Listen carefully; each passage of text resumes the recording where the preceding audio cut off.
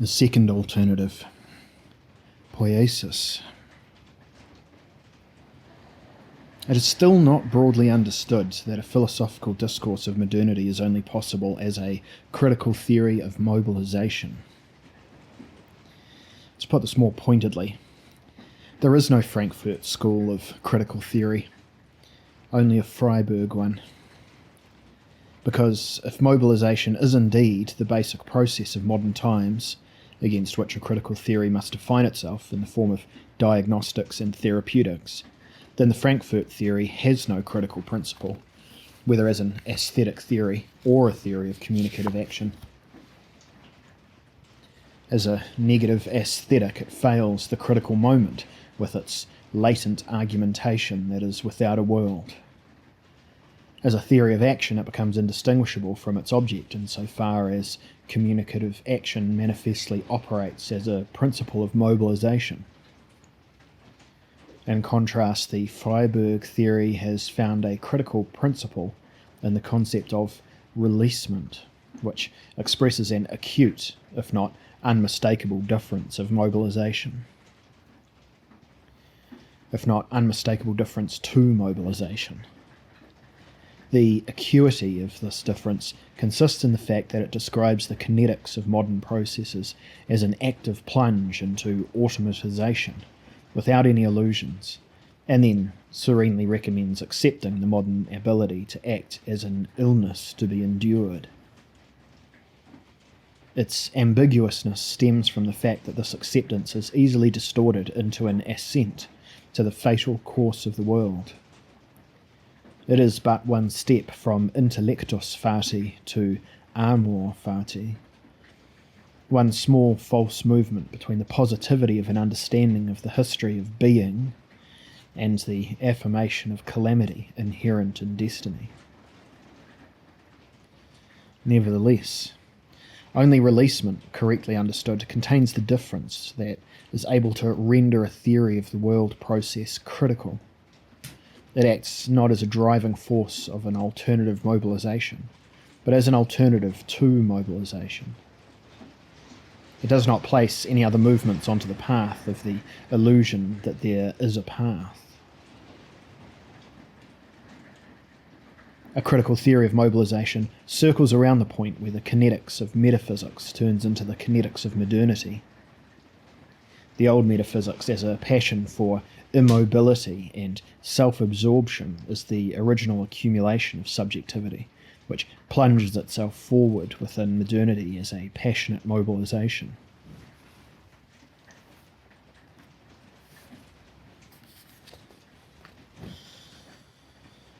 Modernization takes place as the work of those powers that have catapulted out of the age of the first alternative, as the action of big science, big capital, big technology, big media. These are the essential carriers of the modern processes, and we deny ourselves an insight into their kind as long as we speak of them as productive powers. In truth, productive powers are powers of mobilization.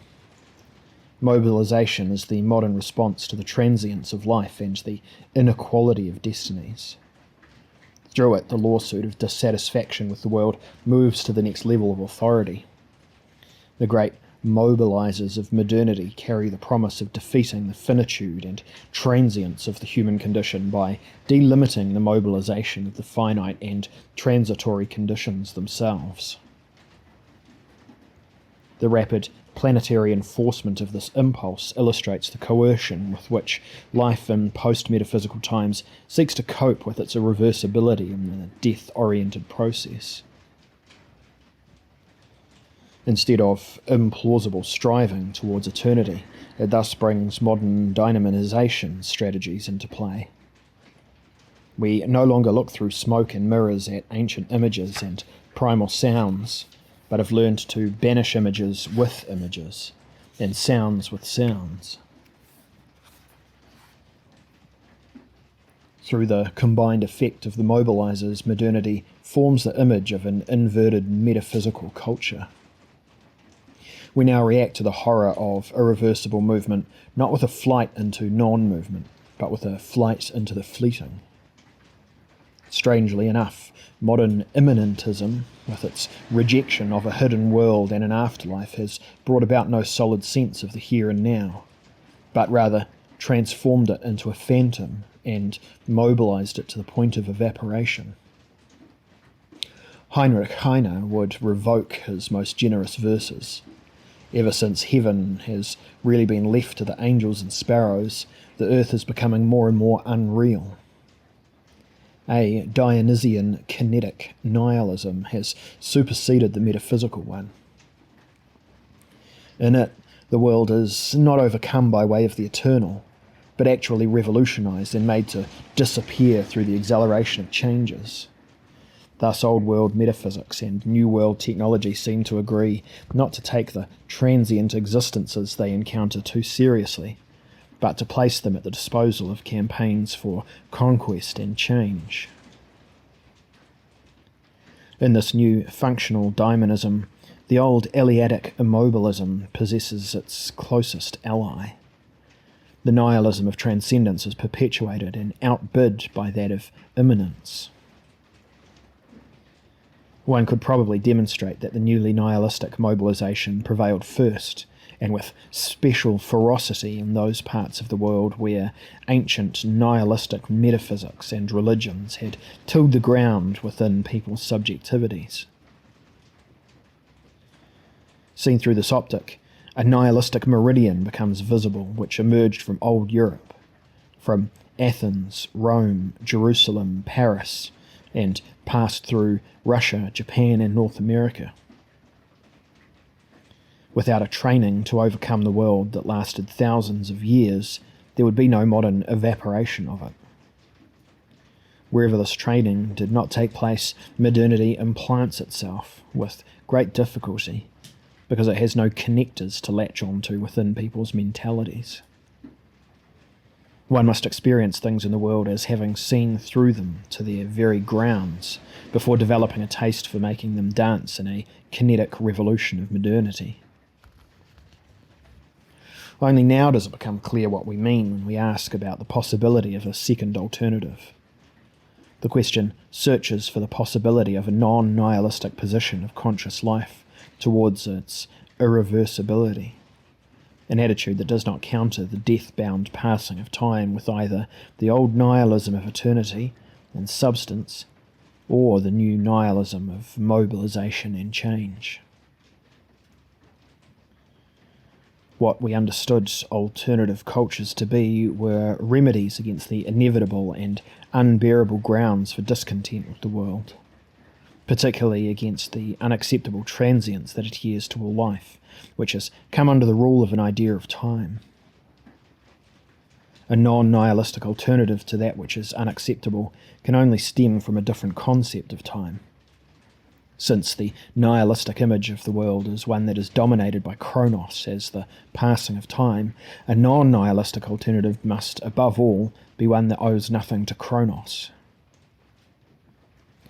This is only possible if a present, lived time reabsorbs an imagined time. Imagined time, I argue, is the ruinous time of mortality. It stretches out between the lead-up to the end and the walk backwards to the beginning.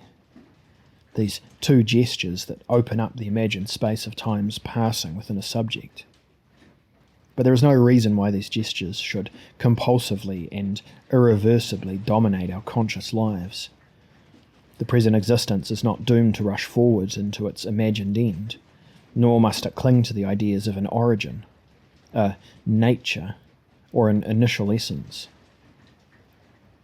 As long as it remains freely movable, it can always bring its occasional fast-forwarded imagining of the end, and its momentary recourse to ideas of origin back to the balancing point in the present. Life in the moment thus stays on this side of the compulsion towards metaphysics and outside the curse of history. For neither does it have to encompass the entirety of transitory processes within historical overviews, nor does it feel it necessary to circumvent such ideas towards a concept of a non-moving eternity.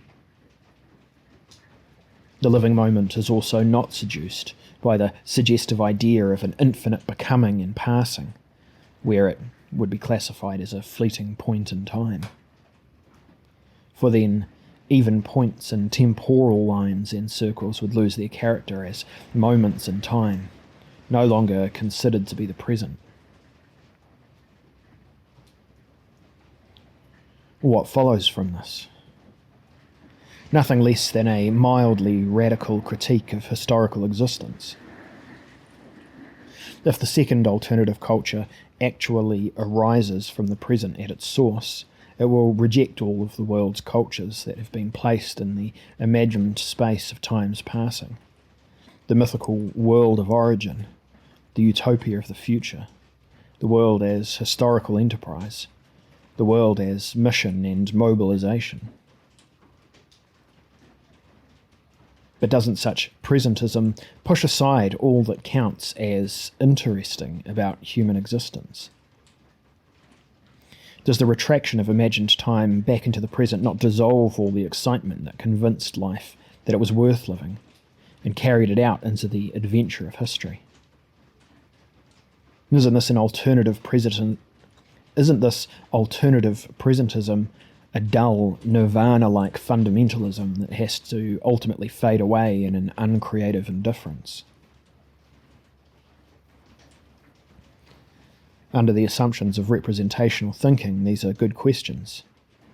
However, if these questions do not remain inquiries, but become entrenched in theses, their only use will be to illustrate the lack of understanding that this type of thinking has of the essence of presence.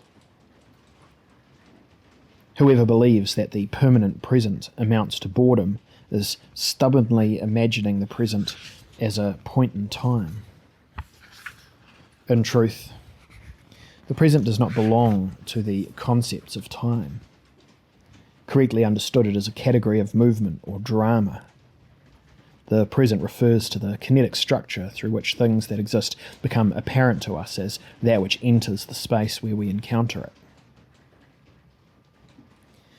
Presence is movement in the sense of the drama of arrival, emergence, and entrance. The experience of presence is one of the distinctions of human existence, because the very essence of humans is that of arrival and entry par excellence. We are predisposed to wake up, come out, bring forth, and begin. Presence exists only where humans do, and humans only exist where they are born.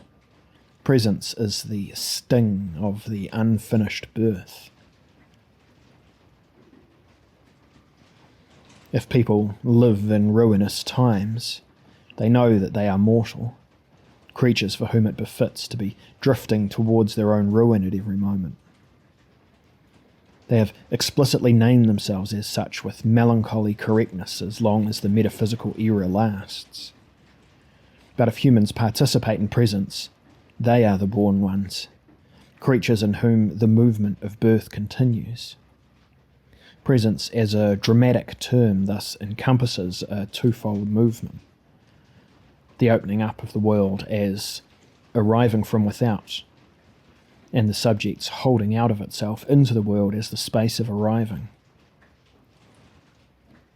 Presence is therefore always accompanied by the awareness of a twofold happiness and a twofold horror. One instance of happiness and terror emanates from the intrusion of external powers and the arrival of unhoped-for gifts, the other from the euphoria and pain of the human exodus itself. Because it stands in the present, the second alternative is entirely defined by natality. Natal presence cannot contribute to the impulse of running ahead into one's death. This is why it differentiates itself in its fundamental movement from the ruinous being towards death of the metaphysical or existentialist kind. Presence as a staying in the open arises only through the movement of human birth, and wherever this movement begins, the natal, the present, and the open attain their character in one and the same process. A life of presence realizes that something stands before it. Metaphysics has understood the human position that implies this having of something before oneself to be mortality, which is just another way of saying that it interpreted the open before us as time, more precisely as future. The modern interpretation of human existence as historicity is also linked to this interpretation, but the result of this historical modelling of the open before us is the present world, with its steep increases and its reflection in our nervousness, a world that no one would dare to claim as having much time left. It is the privilege of late modern contemporaneity to know that the horizon of the world as history is no longer open. One does not necessarily have to be someone who constantly cries, "Woe is me!" to grasp the end times claustrophobia that envelops modernity's inevitable farewell to the progressive historical filling in of the open. But if the open before us is neither time nor future, well, what is it then? Well, now the moment has come when I have to say goodbye to my readers. As long as I have the floor to myself, it is not possible to determine what the open is on fair terms. My monologue must seem like a mock-up, blocking the subject with statements about it. What to do? Silence would not be an answer any more than the crossing out of the following sentences would. We uncomfortably recall Heidegger's clumsily significant crossing out of the word being. In such a situation, all that remains is the retreat of assertions into asociality. From this line on, I march alone. Abandoned by tradition and the public, I scribble some sentences onto the blank piece of paper in front of me that speak about the open as if it were a tangible quantity. The question remains, if the open before us may not be presented as time or future, then what is it? The most obvious thought is that it is simply the space before us that opens up before our eyes as a field of vision and action. But obviously space is also not the open per se. First, because space as space is filled up by its contents or elements, so that we can hardly speak of an open in this case. And second, because we must not succumb to the danger of thinking of the open as a vacuum that can be filled by the next best thing that can seep inside to occupy it. What remains then? If the open is not the time before us in the form of future, and not the space before us in the form of a field of vision and action, then it must be understood as something that already opens up prior to the existence of spatial and temporal orientations. The reassurance of orientation is already secondary. We notice the fact that we are standing in the open by feeling insecure in it. The open allows itself to be recognized by the fact that one exists in it. The open would then be the tension or force field that establishes itself around the eccentric human positionality. To be in the open would therefore mean becoming aware of existential ecstasy as innate discomposure. It is in vain that our ecstatic abundance and agony always flees into space and time in order to escape its discontent with itself. The great departures and flights of humanity into historical time and geographical space, however, have led to breathtaking processes in which both become scarce, and to the certainty that if something should still be open today, it is certainly not the geographical horizon or the historical future, but the force fields of present life alone.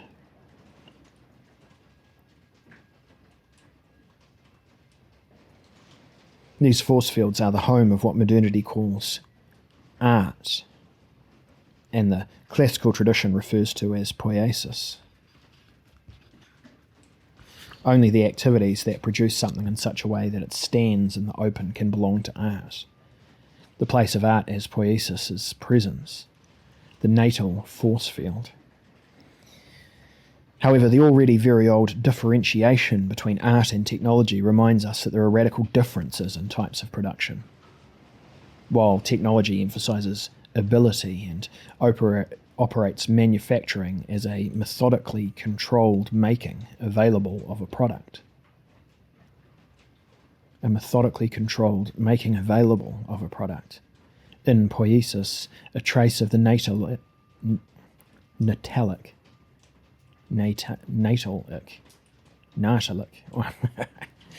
In Poeisis, a trace of the natalic proceeding into presence is at work.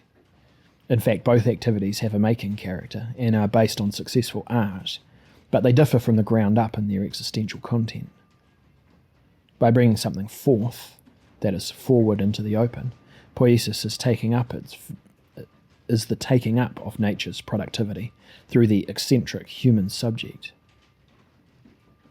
Its poetry continues the forth-bringing, giving birth of natural life. Indeed, it is poetry only to the extent that it is such a resumption, and it can only be such a resumption to the extent that it succeeds at the fundamental gestures of the birth drama, coming into the world and bringing into the world. Poeisis does what it does right by placing it into presence, not merely turning it out, but bringing it forth, putting it out there, into the open and into the public.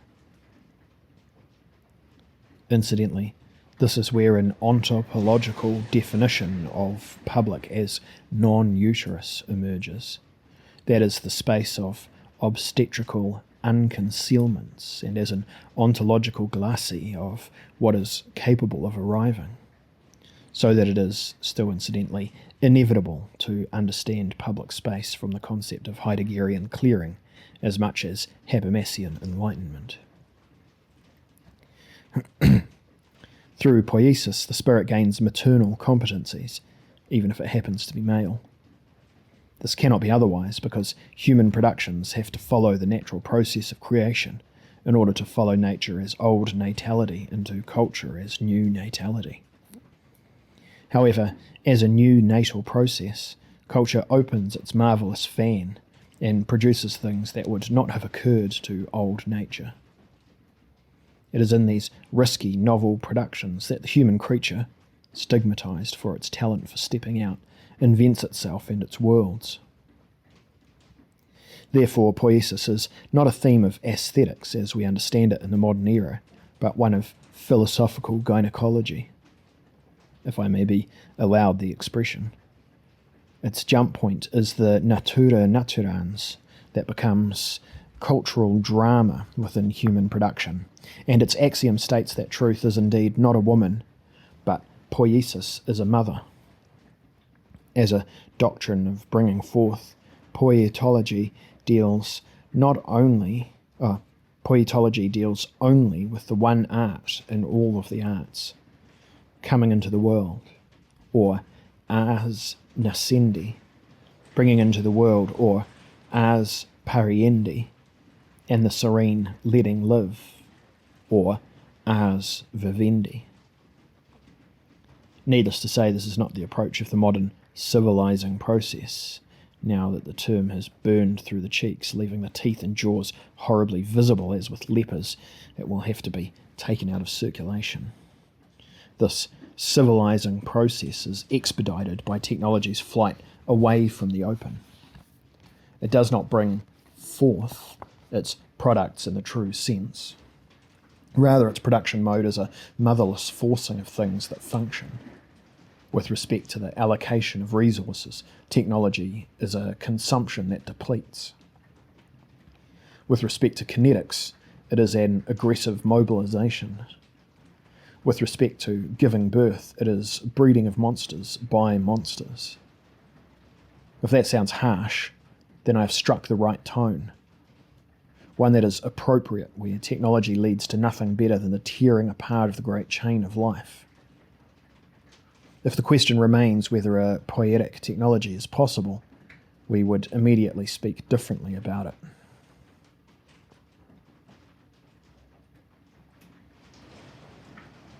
The lonely stretch is now behind us, and I can look for company again.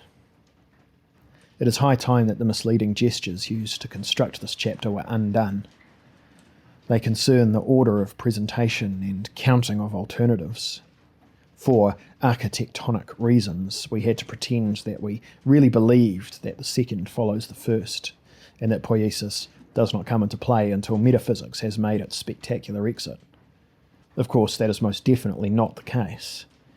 As soon as we think of poiesis, it appears in such a way that we cannot doubt its primacy over metaphysics and technology, because if it is that which we claim it to be, the anthropogonic instance that dominates our ars nascendi as the art of coming into the world and bringing into the world, then metaphysics and technology too are subordinate extents in the happening of bringing forth and arriving.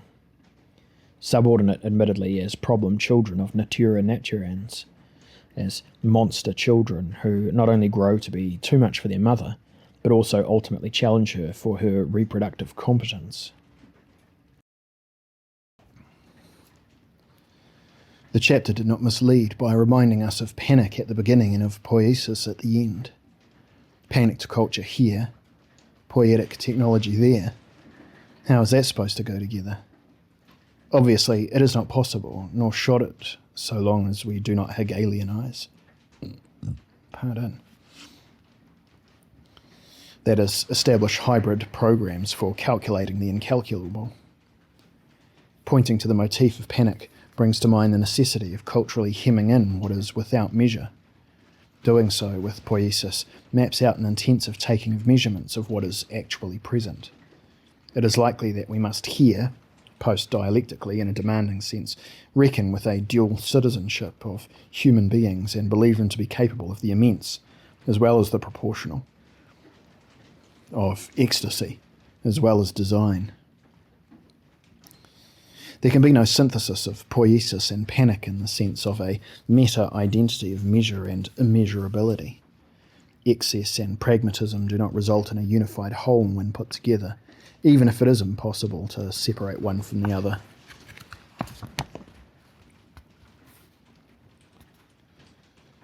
In the fall of 1985, I had the opportunity to visit Seoul's National Museum of Modern and Contemporary Art on a trip to Asia. In a painting by a Korean artist that was on display there, I found the paradox of contemporary reflections on time and being more lucidly visualized than in hardly any modern Western artwork. The symbol of yin and yang was depicted on a large canvas in light pastel shades. The venerable image of a circle made of complementary waves of light and dark, hard and soft, the eternal cipher of polarity and moving harmonization of opposites. However, in this artwork, the circle was disrupted by a flat grey wedge that split the image in two from right to left. It was as if that grey wedge wanted to refute the holistic old Asian world of roundness and completeness. It testified to a catastrophe experience of the world, where the one and the other no longer add up to a higher unity. It was both disturbing and relieving at the same time to see how the holistic lie was here brought to an end. The split went through the image of the Tao itself. While circle and wedge do come together to create a new and more complex structure, that structure appears before us as something that is forever broken apart, injured, disjointed. Within this structure, neither could the previously harmonious circle incorporate the aggressive wedge within itself, nor was it possible for the aggressive wedge to completely alienate the two circular halves from each other and make their previous connection unrecognizable. Separated, they still remind us that parts can assert their belonging to one another in a disintegrated world. Here and there, a ruined symbol also reveals the structure of something knitted, woven, consonant, netted together. Even after the destruction of the perfect roundness, old links, new links, joints and correlations remain in effect, at least as preliminary sketches of a harmonious life. From these, poiesis can form its resulting qualities. But circle and wedge do not result in a whole, just as panic and poiesis do not. As soon as we grasp the common origin of both motifs to be their irreducible obstinacy, the imagined wholeness of old and new metaphysics is foiled. Of the totality of reality, is it impossible to say that it is the whole? The paradox of wholeness ruptures all ideas of wholeness, since the whole ought to be able to withstand its own disintegration and transgression, but cannot. When is wholeness whole? Perhaps when it falls into nothingness as a whole.